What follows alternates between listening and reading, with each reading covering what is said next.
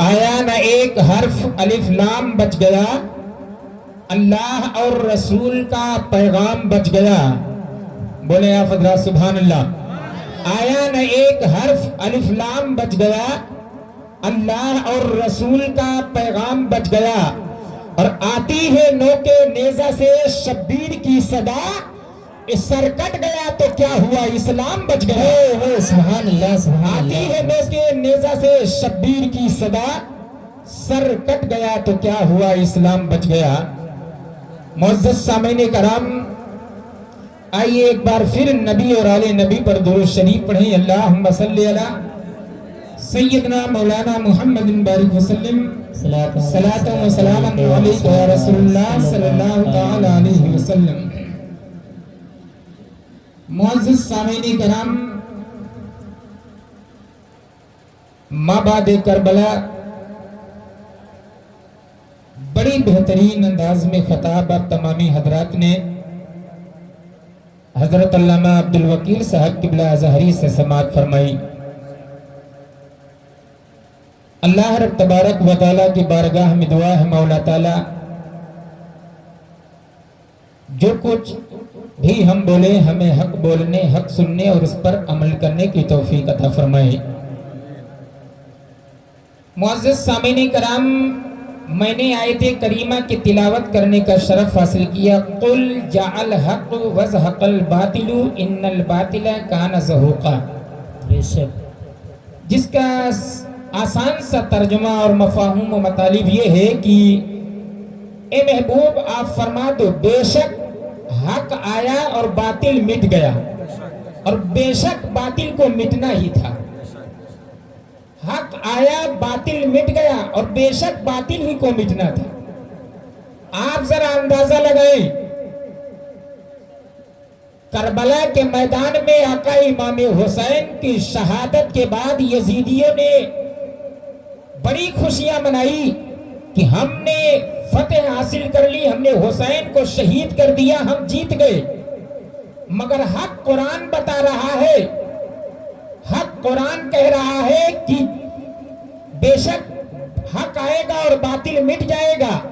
آپ دنیا کا جائزہ لیں، دنیا کے خطے خطے میں جائے، دنیا کے کونے کونے میں جائے اور ڈھونڈے ہر ہر گھر میں ہے کوئی یزید نام کا بچہ تو ہمیں بتائے، ہے کوئی یزید نام کا بچہ تو کوئی بتائے.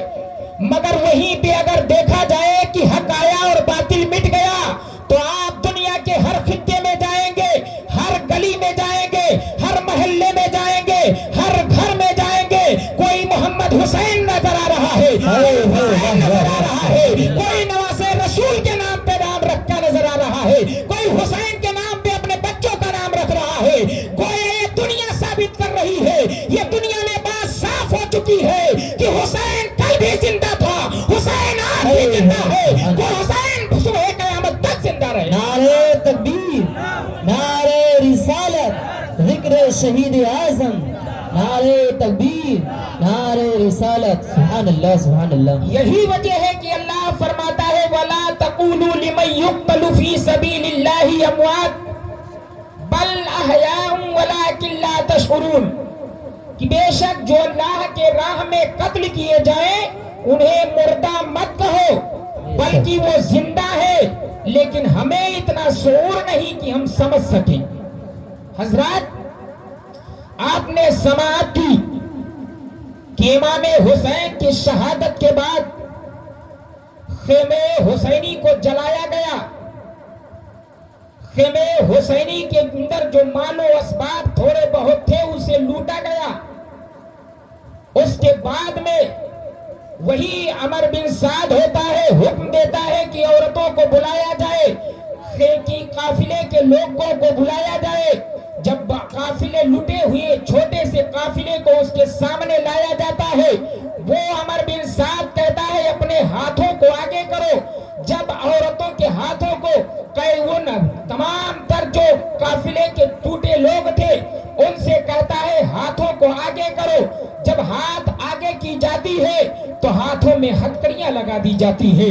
اللہ اکبر. آپ کو معلوم ہے کہ امام حسین جب میدان کربلا میں لڑنے کے لیے جا رہے تھے ان یزیدیوں کے مقابلے کے لیے، تو میرے آقا حسین نے حضرت زینب کے کلائی کو چوما تھا۔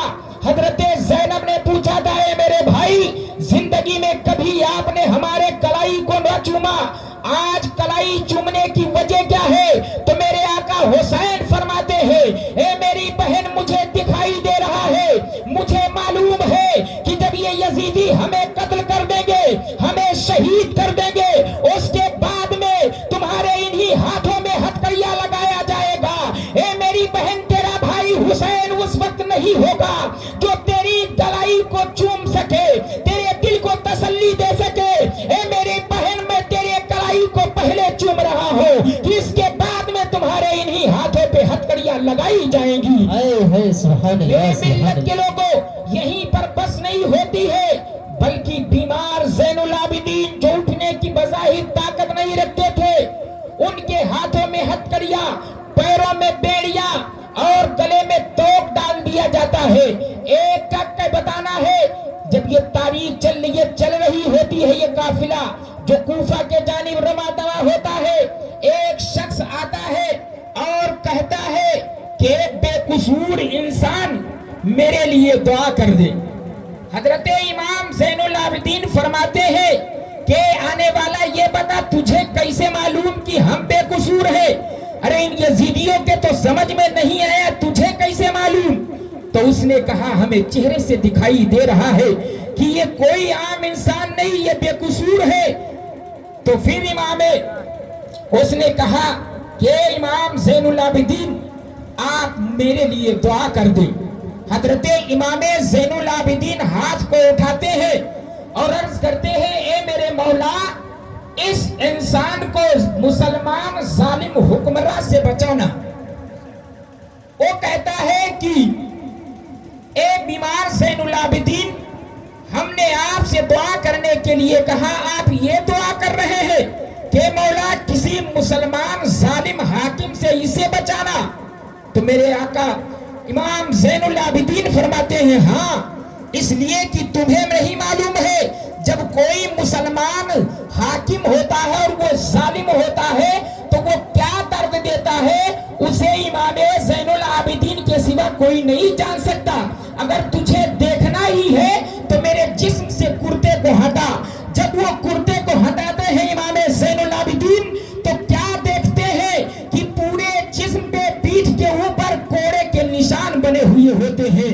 اللہ اکبر! وہ پوچھتا ہے نواز رسول، اے امام زین العابدین، یہ کیا وجہ ہے؟ تو وہ کہتے ہیں امام زین العابدین کہ یہ ہمارے گلے میں جو توق کتنی وزنی ڈلی ہوئی ہے، اس کی وجہ سے ہم چل نہیں پا رہے ہیں، اور حال یہ ہوتا ہے کہ جب ہم چلنے کے لیے چل نہیں پاتے ہیں، ہمارے پیر لڑکھڑاتے ہیں، تو ان یزیدیوں کے کوڑے ہمارے پیٹھ پہ برسائے جاتے ہیں۔ وہ کہتا ہے، بیٹے، اے قیدی، تو یہی رک کیوں نہیں جاتا؟ تو حضرت امام زین العابدین فرماتے ہیں، اگر میں یہاں رک گیا تو پھر نظام بھی یہی رک جائے گا، لہٰذا مجھے چلنا بہت ضروری ہے۔ بہرحال میرے ملت کے لوگوں، بات یہیں پر ختم نہیں ہوتی ہے۔ وہ قافلہ جب چلتا ہے، چلتے چلتے راستے میں ایک بوڑھی عورت آتی ہے۔ ان یزیدیوں کا قافلہ چل رہا ہے، پیچھے سے خیمے حسینی کے چند افراد چل رہے ہیں، اسی میں عورتیں ہیں، اسی میں بیمار ہیں، اسی میں بچے بھی ہیں۔ چلتے چلے جا رہے ہیں، چلتے چلے جا رہے ہیں، اور ایک بوڑھی عورت دوڑتی آتی ہے اور ان یزیدیوں کی طرف مخاطب ہو کر کے کہتی ہے، اے لوگوں، ذرا رک جاؤ، تم میں کوئی حکیم ہو تو بتاؤ، اس لیے کہ میرے بیٹے کو کسی زہریلے سانپ نے کاٹ لیا ہے اور وہ زندگی اور موت کے گھاٹ کھیل رہا ہے، زندگی اور موت کے درمیان کھڑا ہے۔ وہ میرا اکلوتا بیٹا ہے، میرے پاس چند بچیاں ہیں، ایک مختلف روایت کے مطابق کی 4 بچیاں ہیں، ایک کے مطابق 7 بچیاں ہیں، بہرحال چند بچیاں ہیں، لہٰذا میں چاہتی ہوں کہ کوئی حکیم ہو جو چل کر کے کچھ دوا دے دے، کچھ دعا کر دے، میرا بچہ صحیح ہو جائے، ورنہ ہم بے سہارا ہو جائیں گے، ہمارا ایک ہی بیٹا ہے۔ اب وہ یزیدیوں میں سے لوگ مذاق اڑانے کے لیے اشارہ کر دیتے ہیں، وہ دیکھو جو قیدی ہے زین العابدین، وہ بہت بڑا حکیم ہے، جاؤ اس کے پاس چلی جاؤ۔ وہ عورت ہے، بوڑھی عورت ہے، دوڑ کر کے حضرت امام زین العابدین کے پاس پہنچتی ہے اور پہنچنے کے بعد کہتی ہے اے قیدی کیا تم بہت بڑے حکیم ہو؟ ان لوگوں نے بتایا ہے کہ تم حکیم ہو، اگر تم حکیم ہو تو میرے بچے کو بچا لو۔ حضرت زین العابدین فرماتے ہیں ہاں ان لوگوں نے سچ کہا ہے، ہم بہت بڑے حکیم ہیں، اور صرف ہم ہی حکیم نہیں ہیں بلکہ ہمارا باپ بھی بہت بڑا حکیم تھا، میرا دادا بھی بہت بڑا حکیم ہے، اور میرا دادا بھی بہت بڑا حکیم ہے۔ صرف ہم حکیم نہیں ہیں بلکہ ہمارے خاندان کے سارے لوگ حکیم ہیں۔ تو وہ عورت کہتی ہے تو پھر چلو اور چل کر کے ہمارے بچے کو بچا لو۔ وہ جب عورت یہ جملہ کہتی ہے امام بیمار زین العابدین کہتے ہیں تم دیکھ رہی ہو میرے ہاتھوں میں ہتھکڑیاں ہیں، پیروں میں بیڑیاں ہیں، جاؤ عمر بن سعد سے کہو، وہ اگر کہے گا تو چلیں گے ہم۔ وہ عورت جاتی ہے اور جا کر کے اس سے کہتی ہے کہ تم اس حکیم کو ہمارے ساتھ جانے دو ورنہ ہمارا بچہ نہیں بچ سکتا ہے۔ اب وہ عمر بن سعد ہے، چابی کو لیتا ہے اور بیمار زین العابدین کے جانب پھینک دیتا ہے اور کہتا ہے بچے دیکھ آج تو میرا محتاج ہو گیا ہے، آج میرے اجازت کے بغیر کہیں نہیں جا سکتا، جب تک کہ ہم تمہیں یہ چابی نہیں دیں گے تم ہمارے اس چابی کا محتاج ہوگا۔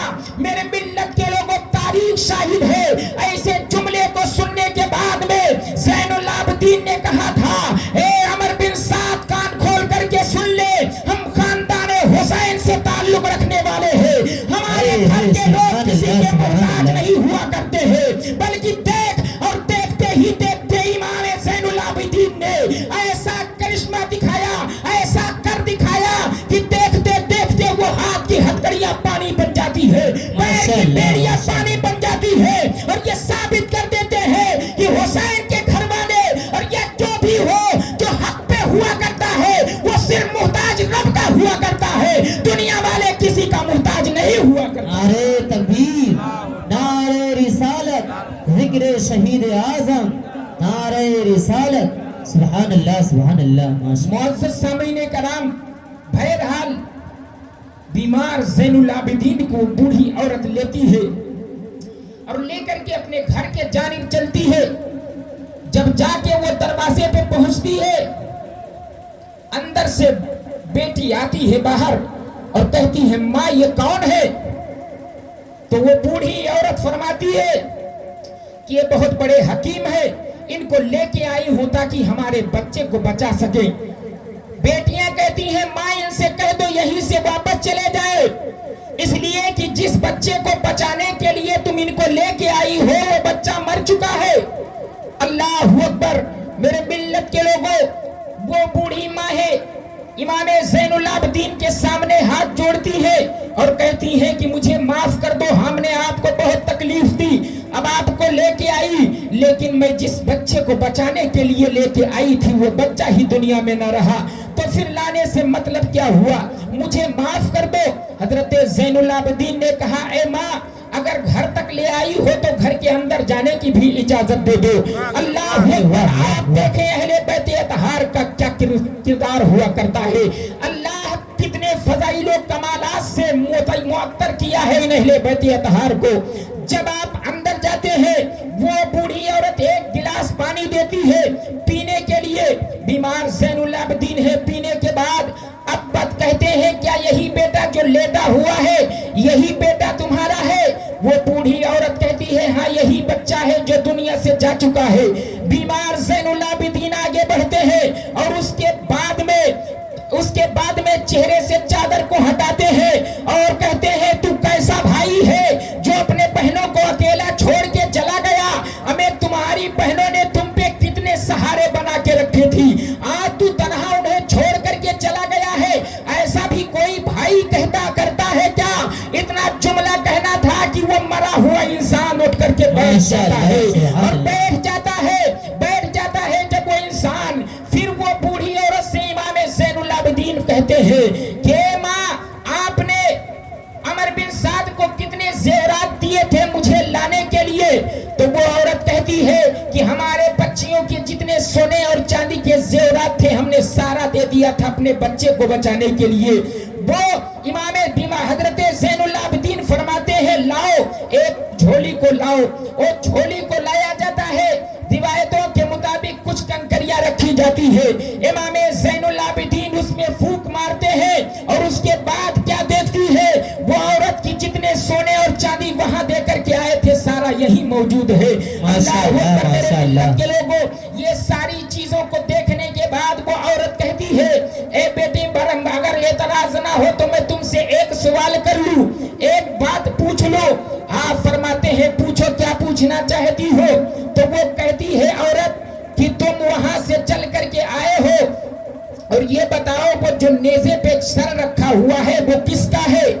آپ فرماتے ہیں کہ سب سے آگے جو بلند اونچی جگہ پہ اونچے نیزے پہ سر ہے وہ میرے باپ کا سر ہے, اس کے بعد میرے بھائیوں کا سر ہے, اس کے بعد میرے چچا کا سر ہے, یعنی ہمارے خاندان والوں کا سر ہے.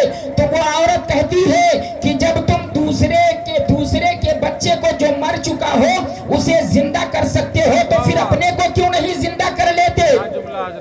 تب ایک سوال جب یہ کرتی ہے تو حضرت زین العابدین فرماتے ہیں اے ماں اس کا جواب تمہیں لینے کے لیے ہمیں ہمارے ساتھ چلنا ہوگا. وہ کہتی ہے ٹھیک ہے چلو. ابھی بھی حضرت زین العابدین اس بوڑھی ماں کو لیتے ہیں اور لا کر کے اس قافلے کے سامنے پہنچتے ہیں. امام حسین کے سر کے پیچھے پہنچتے ہیں, پیچھے حضرت زین العابدین ہے, اس کے بعد وہ عورت ہے, آگے سر امام حسین نیزے پر بلند ہے. حضرت زین العابدین نے کہا تھا اے میرے بابا حسین, یہ عورت مجھ سے سوال کی ہے, اے میرے بابا حسین آپ جواب دے دیجئے. اے میرے بابا حسین جس طریقے سے آپ راستے میں چلتے ہوئے قرآن پڑھتے چلے آ رہے تھے ایسے ہی اسے بھی قرآن پڑھ کے سنا دیجئے. اللہ اکبر, تاریخ شاہد ہے کہ میرے لب امام حسین سے ہلتی ہے اور سورہ رحمان کے قرآن کے پڑھنے کی تلاوت کی آواز آتی ہے. الرحمن علم القرآن خلق الانسان علمہ البیان. جب اس آواز کو سنتی ہے وہ عورت کہتی ہے میرے بیٹے یہ بات میرے سمجھ میں نہیں آئی, کہنا تو کیا چاہتا ہے؟ تب حضرت زین العابدین فرماتے ہیں اے ماں میرے کہنے کا مقصد یہ ہے کہ ہم لوگ وہ ہیں جو مر جاتا ہے اسے زندہ کر دیتے ہیں اور جس کا کوئی مرا ہی نہ ہو اسے ہم زندہ کیسے کریں؟ اب دیکھ لے تمہارا بچہ مرا تھا اسے میں نے زندہ کر لیا, اب یہ بتا جو مر جاتا ہے وہ قرآن کی تلاوت کرتا ہے کیا؟ جو مر جاتا ہے وہ قرآن پڑھتا ہے کیا؟ وہ کہتی ہے نہیں. تو پھر کہتے ہیں میرے امام زین العابدین کہ دیکھ میرا باپ قرآن پڑھ رہا ہے, میرا باپ زندہ ہے اور زندوں کو ہم زندہ کیسے کیا کرتے ہیں؟ یہی وجہ ہے کہ مردوں کو تو زندہ کر دیتے ہیں لیکن جو پہلے سے زندہ ہوا کرتا ہے اسے کوئی زندہ نہیں کر سکتا, اس لیے کہ اب اللہ کا قرآن شاہد ہو گیا کہ جو لوگ اللہ کی راہ میں قتل کیے جائیں وہ مردہ نہیں ہوتے ہیں بلکہ وہ زندہ ہوتے ہیں, مگر ہم ان کے زندگی کو سمجھ نہیں سکتے ہیں. نعرہ تکبیر, نعرہ رسالت, ذکر شہید اعظم, نعرہ رسالت. سبحان اللہ سبحان اللہ. حضرات محترم, مابعد کربلا کے تاریخ کو بیان کرنے کو تو بہت کچھ ہے, راتیں کم پڑ سکتی ہیں, بڑی مصائب و علام. صرف یزیدیوں نے سر امام حسین کے بعد بس نہیں کیا تھا. تاریخ آپ پڑھیں گے دل دہل جائیں گے کیا نہیں کیا ہے. لیکن میرے ملت کے لوگوں, کہنے کا مقصد یہ ہے آپ تاریخ کا جائزہ لیں گے, وہی قافلہ لٹا ہوا قافلہ جب آگے بڑھتا ہے لے کر کے جاتے ہیں. میرے ملت کے لوگوں, آپ نے سنا کس طریقے سے بے حرمتی کی ہے یزید نے, ابن زیاد نے کس طریقے سے بے حرمتی کی ہے.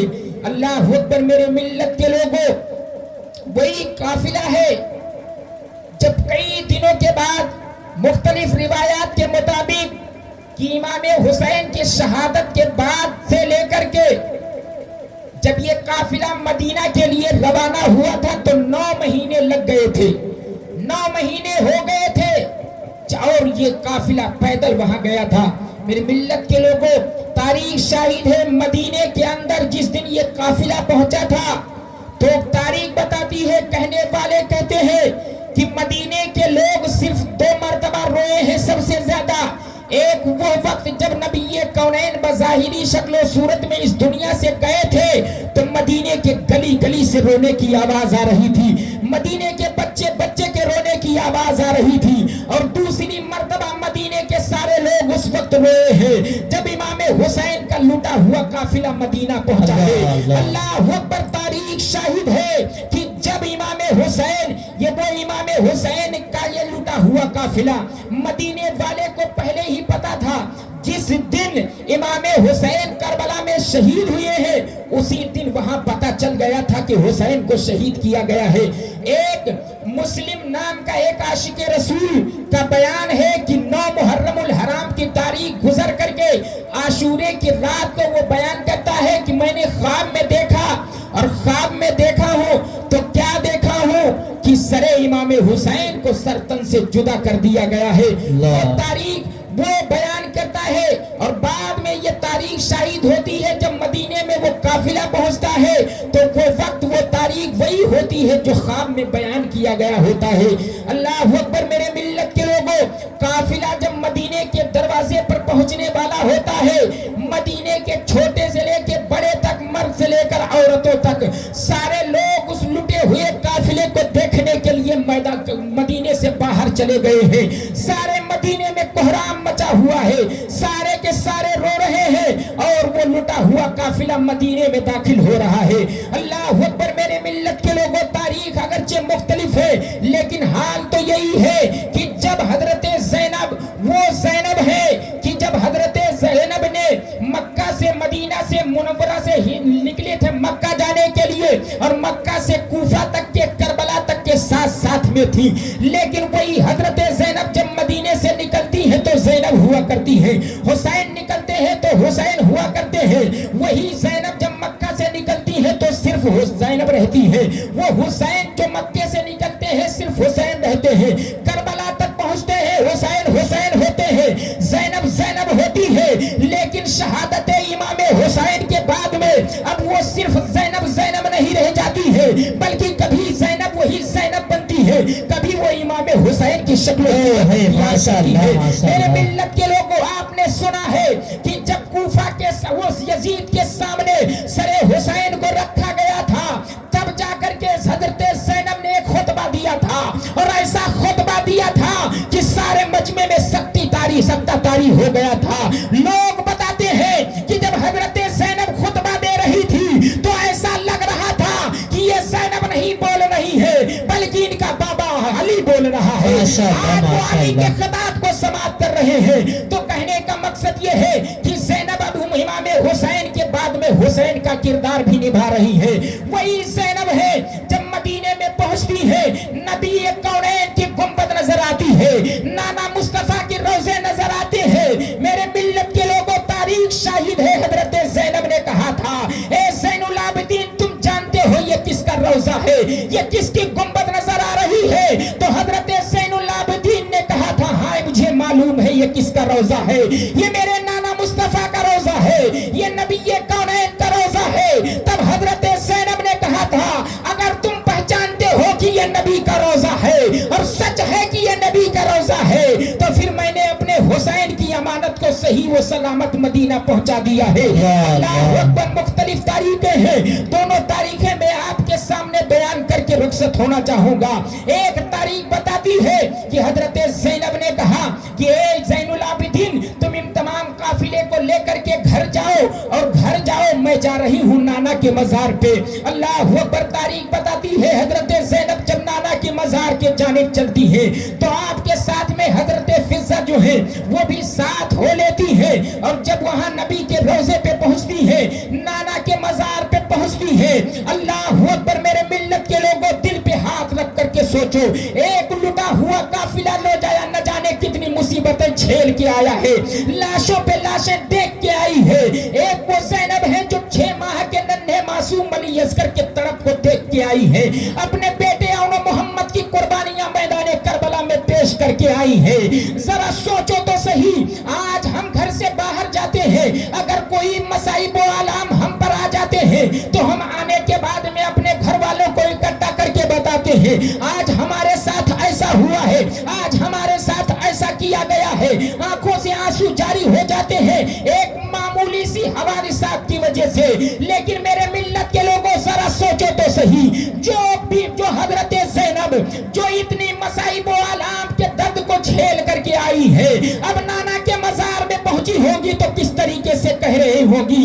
گویا کہ کہہ رہی تھی، اے نانا مصطفیٰ آپ کو نہیں معلوم کیا، اے نانا مصطفیٰ ہم نے اپنی آنکھوں سے دیکھا ہے علی اکبر کے گردن کو جدا ہوتے ہوئے، اے نانا مصطفیٰ ہم نے اپنی آنکھوں سے دیکھا ہے آپ کے اس نواسے، جس نواسے کے گردن کو چوما کرتے تھے، جسے اپنے کندھوں پہ بٹھایا کرتے تھے، ہم نے دیکھا ہے آپ کے اس حسین کی شہادت کو، جو حسین آپ کے پیٹھ پہ بیٹھ جایا کرتا تھا تو آپ سجدے کو لمبا کر دیا کرتے تھے۔ اے نانا مصطفیٰ ان یزیدیوں نے بڑا ظلم و ستم کیا ہے، اے نانا مصطفیٰ ان یزیدیوں نے ایسا کر کے ظلم و ستم کیا ہے، بس یہیں پر اکتفا نہیں کیا ہے بلکہ خیمے کو بھی جلا دیا ہے، تمام جو کچھ مال و دولت بچی کچی تھی اسے بھی لوٹ لیا ہے۔ اے درد بھری آواز سے نانا کے روزے پہ بیان کر رہی ہے تو حضرت فضہ فرماتی ہے کہ ہم نے دیکھا کہ نانا کا روزہ ہلا ہے اور آواز آئی ہے، اے زینب بیٹی تم بہادر ہو، تم صبر کی پہاڑ بن کے قائم ہو، اے میری بیٹی زینب جو تم مجھے بیان کر رہی ہو، تمہیں کیا معلوم میرا نانا مصطفیٰ بھی میدان کربلا میں موجود تھا، تیرا بابا علی بھی میدان کربلا میں موجود تھا، تیری ماں فاطمہ بھی کربلا میں موجود تھی، اے میری بیٹی میں اپنے حسین کی شہادت کو دیکھ رہا تھا، حسین کی شہادت اور ان کے تمام رفقا کے شہادت کو دیکھ رہا تھا۔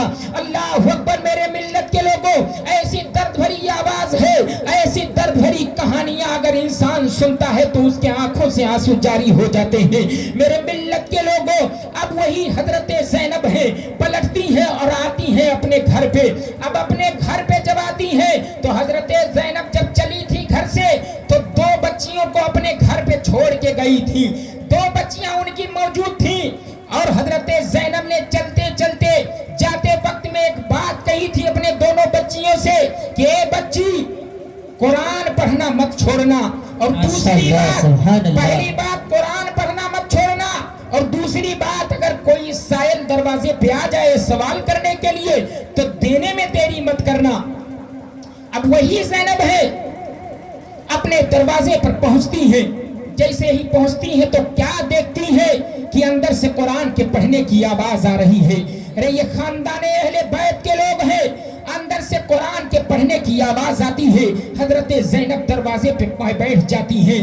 جب بیٹھ جاتی ہے کسی بچی کو، ان بچیوں میں خبر پہنچی کہ کوئی شاید دروازے پہ سائل آیا ہے، سائل ہوئے ہے، موجود ہے، دو درہم لیتی ہے ایک بچی اور دروازے کی کھڑکی سے باہر نکالتی ہے ہاتھ کو اور کہتی ہے اے سائل یہ لے لو، یہ جلدی کرو اس کے لینے کے لیے، اس لیے کہ میری ماں نے کہا تھا جب کوئی سائل آ جائے تو اسے دینے میں دیری مت کرنا۔ اللہ اکبر، یہ انہی کی ماں موجود ہے، حضرت زینب دروازے کے باہر کھڑی ہے، کہتی ہے بیٹی ہم کوئی سائلہ نہیں ہے، کوئی سوال کرنے والی نہیں ہے، بلکہ ہم ایک پردیسی ہیں، یہاں پردیس میں آئے ہیں، ہم ایک پردیسی بن کے آئے ہیں۔ وہ فرماتی، وہ بیٹی کہتی ہے کہ اچھا ٹھیک ہے، پردیسی ہو تو ٹھیک ہے۔ بیٹھ جاتی ہے حضرت زینب، تھوڑی ہی دیر وقت گزرتی ہے کہ حضرت زینب کے شوہر جو ہیں، حضرت زینب کے شوہر وہ آ جاتے ہیں اور آتے ہیں، دیکھتے ہیں کہ خاتون برقعے میں ہے، ہاتھ اور پیر سب بند ہے، ایک بھی جسم کا ایک بھی حصہ دکھائی نہیں دے رہا ہے، لیکن میرے ملت کے لوگوں ان کا بھی کس طریقے سے حیا تھا۔ حضرت وہ جب آتے ہیں آپ کے شوہر اور تیزی کے ساتھ دروازے کے اندر داخل ہو جاتے ہیں اور داخل ہونے کے بعد میں 8 درہم لے کر کے آتے ہیں اور پھر حضرت زینب کو دیتے ہیں اور کہتے ہیں یہ لو جلدی کرو، یہ 8 درہم کو لے لو، اپنی اخراجات پورا کر لو۔ اللہ اکبر، یہ دیکھو کیا ماجرا ہو رہا ہے۔ حضرت زینب فرماتی ہیں ہم کوئی سائلہ نہیں ہے بلکہ ہم ایک پردیسی ہیں۔ حضرت زینب کے شوہر نامدار جو ہوتے ہیں کہتے ہیں ٹھیک ہے، اگر تم پردیسی ہو اور رات کی تاریکی ہو گئی ہے، تم جاؤ کہ کہاں، لہٰذا تم ہمارے گھر میں چلو، ہماری 2 بچیاں موجود ہیں، وہ تمہاری دیکھ ریکھ کریں گے، وہ تمہیں کھانا کھلائیں گی۔ وہ عورت حضرت زینب گھر کے اندر چلی جاتی ہے۔ جب گھر کے اندر جاتی ہیں ایک حجرے میں بیٹھتی ہیں، اب جب عورت سے ملتی ہے تو گھل مل جاتی ہیں، بات چیت کرنے لگتی ہے۔ ایک بیٹی कि तू परदेसी है, तो तुम्हारे भाई कितने हैं? तो हजरत ज़ैनब फरमाती हैं हमारे 18 भाई हैं। हजरत ज़ैनब जब फरमाती हैं हमारे 18 भाई हैं, तो वो बच्ची कहती है कि यही बात तो मेरी माँ भी कहती थी कि हमारे 18 भाई हैं। वो बच्ची फिर सवाल करती है ये बताओ तुम्हारे भतीजे कितने हैं? तो हजरत ज़ैनब फरमाती है कि हमारे 6 भतीजे हैं। वो बेटी कहती है तो यही बात तो मेरी माँ ज़ैनब भी कहा करती थी कि मेरे 6 भतीजे हैं। ए बाने परदेसी आने वाली औरत, मुझे कुछ शक लग रहा है, तू अपने चेहरे से नकाब को हटा दे, जरा मैं देखना चाहती हूँ तू है कौन। मेरे मिल्लत के लोगों, तारीख शाहिद है कि जब हजरत ज़ैनब ने अपने चेहरे से पर्दे को हटाया था, बच्ची ने देखा था, तो एक बच्ची ने कहा था कि ये मेरी माँ नहीं हो सकती है, ये मेरी माँ नहीं है। तो हजरत ज़ैनब ने कहा था ए बच्ची तू पहचाने या ना पहचाने, लेकिन मैं ही तेरी माँ हूँ, मैं ही ज़ैनब हूँ, तू मुझे पहचान ले, मैं तेरी माँ ज़ैनब हूँ। एक बच्ची ने कहा था नहीं हो सकता, इसलिए कि जब मेरी माँ घर से निकली थी तो ऐसा लगता था कि वो शबाब में है, बिल्कुल जवान थी, सर के सारे बाल काले थे। लेकिन आज जब हजरत ज़ैनब वापस लौटी है, आप तारीख का जायजा ले, हजरत ज़ैनब के सर के सारे बाल सफेद हो चुके हैं, गालों में ठुर्रियां पड़ चुकी है। आप वजह जानते हैं मेरे मिल्लत के लोगों, जिसके सामने लाशों पे लाशें गिराई जा रही हो, वो कितने मसाइब व आलाम में रहा होगा। यही वजह है, तारीख शाहिद है कि वो 56 साला इमाम हुसैन जब करबला के मैदान में शहीद किए गए थे, उससे पहले जब सुगरा का कासिद पहुंचा था लेकर के, जो निशानियां हजरत सुगरा ने बयान की थी मेरे मिल्लत के लोगों, हुसैन ने कहा था मैं ही वो हुसैन हूँ जिसके लिए सुगरा ने ये खत भेजा है। तो उसने कहा था कि बेटी सुगरा ने कहा था कि मेरे बाबा के सर के सारे बाल काले होंगे, लेकिन ऐसा तो नहीं है, आपके सर के सारे बाल सफेद हो चुके हैं, मैं कैसे मान लूं कि आप हुसैन हैं? तो आपने फरमाया था कि अभी तक के मेरे बाल काले थे, लेकिन जिस वक्त मेरा जवान बेटा अली अकबर शहीद किया गया है, जब मैं उसे मैदान कारजार से लेकर के खेमे की तरफ जा रहा था, इतना सदमे की वजह से अल्लाह की बारगाह में शुक्र अदा करता रहा। लेकिन मेरे मिल्लत के लोगों, कहने का मकसद ये है कि एक जवान के बेटे के सदमे ने सर के सारे बाल को सफेद कर दिया था। अल्लाह अकबर, ये वही ज़ैनब वहां मौजूद थी। आज बच्चियां कह रही हैं तुम मेरी मां नहीं हो सकती, हजरत ज़ैनब फरमाती है मैं ही तुम्हारी मां हूं। ये बाल सफेद हुए हैं, इसकी वजह तुम जान सकती हो। मेरे मिल्लत के लोगों, फिर आखिर कहने का मकसद ये है कि वो हजरत ज़ैनब है जो पहाड़ की तरह सब्र इस्तकलाल की बन करके और इतने मसाइब और आलाम को झेलती रही और रब का शुक्र अदा करती रही। कितनी भी मुसीबतें आई, फिर भी इस्लाम के कानून को ध्यान में रखती रही। अल्लाह अकबर, तारीख शाहिद है मेरे मिल्लत के लोगों कि जब हजरत ज़ैनब वहां पहुंची थी, तो हजरत सुगरा ने हजरत ज़ैनब से सवाल किया था, ए फूफी ज़ैनब ये बताओ तुम्हारे साथ मेरा भाई अली अकबर गया था, वो कहाँ है? हजरत ज़ैनब फरमाती है वो शहीद कर दिया गया। फिर हजरत सुगरा पूछती है हजरत कासिम गए थे, वो कहाँ है? आप फरमाती है वो भी शहीद कर दिए गए। आप फिर हजरत सुगरा पूछती है आपके साथ में 6 माह का नन्हा मासूम अली असगर गया था, वो कहाँ है? आप फरमाती है करबला में वो भी शहीद कर दिया गया। अल्लाह अकबर, हजरत सुगरा तड़पती है और अर्ज करती है फूफी जान, वो करबला कैसा मैदान था? क्या वहां करबला में मौत इतनी सस्ते में मिलती थी जो घर का घर लुटा के चली आई हो? अल्लाह अकबर, तारीख शाहिद है जब कोई बेटी ऐसे सवाल करी होगी, ऐसे सवाल किसी इंसान से करे जो वहां मौजूद हो, जरा आप अंदाजा लगाएं उसके दिल पे क्या गुजर रही होगी।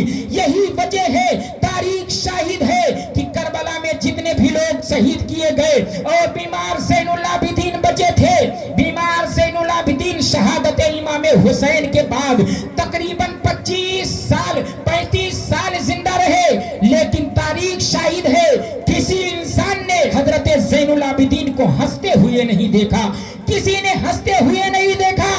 जब किसी ने पूछा कि ज़ैनुल आबिदीन आप हंसते क्यों नहीं है, तो आप फरमाते हैं अगर तुम करबला में होते तो तुम भी हंसना भूल जाते। ए मेरे मिल्लत के लोगों, यही वजह है मदीने के कुछ लोग बयान करते हैं कि जब हजरत बीमार ज़ैनुल आबिदीन मदीने के गलियों تھے، اور قصاب یعنی کسائی کے دکان پہ جب گوشت پر کٹ رہے ہوتے ہیں، جب اس گوشت کو دیکھا کرتے تھے تو آنکھوں سے اس قدر آنسو جاری ہو جاتے تھے کہ بعض روایتوں میں آتا ہے کہ آنکھ سے آنسو کے بجائے خون نکلنے لگتے تھے۔ اللہ اکبر، وہ گوشت کو دیکھ کر کے بیمار زین العابدین رونے لگتے تھے۔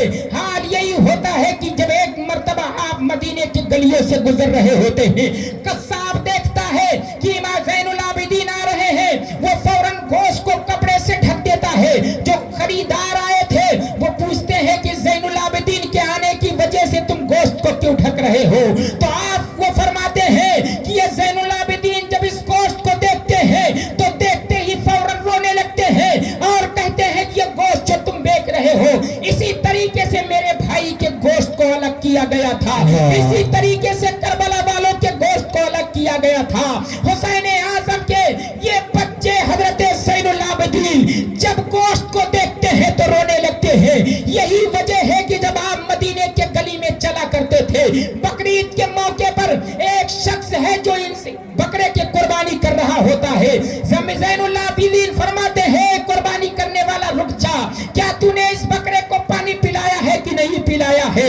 اللہ اکبر، وہ ذبح کرنے والا کہتا ہے ہاں میں نے پہلے پانی پلایا ہے پھر ذبح کرنے جا رہا ہوں۔ حضرت زین العابدین فرماتے ہیں کہ دیکھ کتنا ہم لوگ، ہمارے اسلام میں کیسا ہے کہ دیکھ ایک جانور کو قربان کرنے سے پہلے اسے پانی پلاتے ہیں، لیکن کربلا میں ان بدبختوں نے ہمارے بھائیوں کو شہید کر دیا لیکن ایک قطرہ پانی نہ دیا، ہمارے باپ کو شہید کر دیا ایک قطرہ پانی نہ دیا، سارے کنبے کے لوگوں کو شہید کر دیا لیکن ایک قطرہ پانی نہ دیا۔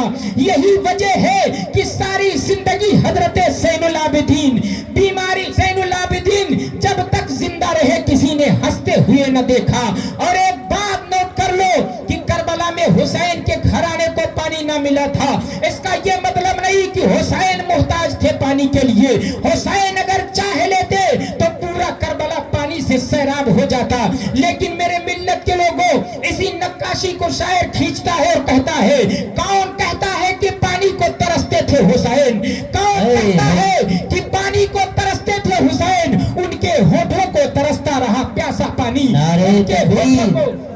نعرہ رسالت، نعرہ رسالت، ذکر شہید اعظم، سبحان اللہ سبحان اللہ۔ معزز سامعین کرام، حسین یا حسین کے گھرانے کے لوگ پانی کے لیے نہیں ترسے تھے بلکہ پانی لب حسین کو ترس رہا تھا۔ بہرحال میرے ملت کے لوگوں، بہت سارے امام حسین کی شہادت کے بعد بہت سارے ظلم و ستم ان یزیدیوں نے مکے پہ کیا، مدینے پہ کیا۔ مکے پہ حملہ کیا، تقریباً 800 بے قصور صحابہ کرام کو قتل کر دیا، اور 3 روزانہ شب عورتوں کو اپنے اوپر حلال کر لیا۔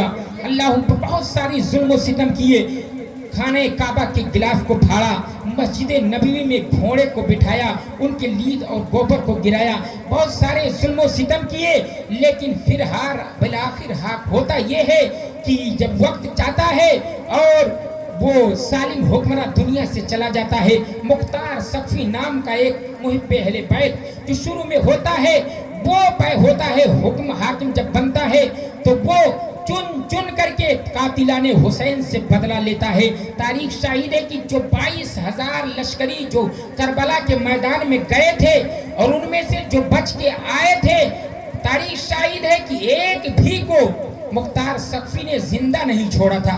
کسی کو جلا کے مارا، کسی کو بیچ چوراہے پہ گردن کاٹ کے لٹکا دیا، کسی کو زندہ زمین پہ دفن کر دیا، بالآخر کسی ایک کو بھی نہ چھوڑا مختار سقفی نے۔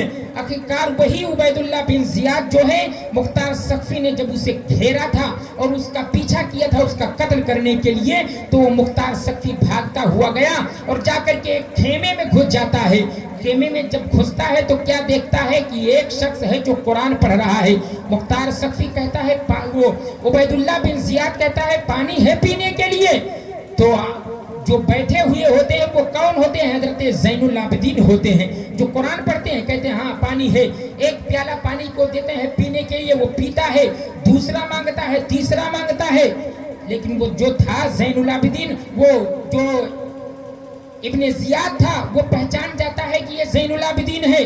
پینے کے بعد پوچھتا ہے کیا تو نے مجھے نہیں پہچانا؟ حضرت زین العابدین اس کے چہرے کی طرف دیکھتے ہیں اور آنکھوں میں آنسوؤں کی جگہ خون نظر آتے ہیں اور کہتے ہیں اے بدبخت انسان، تو کہتا ہے کہ زین العابدین تجھے نہیں پہچانا؟ ارے تجھے کیسے نہیں پہچانتا؟ تیری وجہ سے تو میرا باپ شہید کیا گیا ہے، تیری وجہ سے تو میرا بھائی شہید کیا گیا ہے، میں تجھے کیسے بھول سکتا ہوں؟ تو اس نے کہا تھا تو پھر آپ نے مجھے پانی کیوں پلایا؟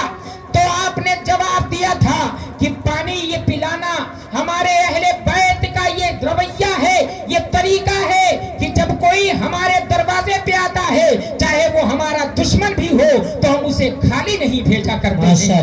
میرے ملت کے لوگوں، بالآخر حضرات محترم بہت سارے ماجرے ہوتے ہیں، حضرات محترم آخرکار اس کا صفایا ہوتا ہے، ایک بات دیگرے بڑی تاریخیں ہیں، لیکن بہت سارے ظلم و ستم ہوتے ہیں جس کو انشاءاللہ آپ کل مولانا عبدالوکیل کی زبانی سنیں گے کہ کیسے کیسے اور حالات رونما ہوئے تھے۔ اللہ رب تبارک و تعالیٰ کی بارگاہ میں دعا ہے، مولا تبارک و تعالیٰ ہم تمامی مسلمانان اہل سنت کو اہدنا الصراط المستقیم پر چلنے کی توفیق عطا فرمائے۔ استغفر اللہ ربی من کل ذنب واتوب الیہ وما علینا الا البلاغ۔ السلام علیکم۔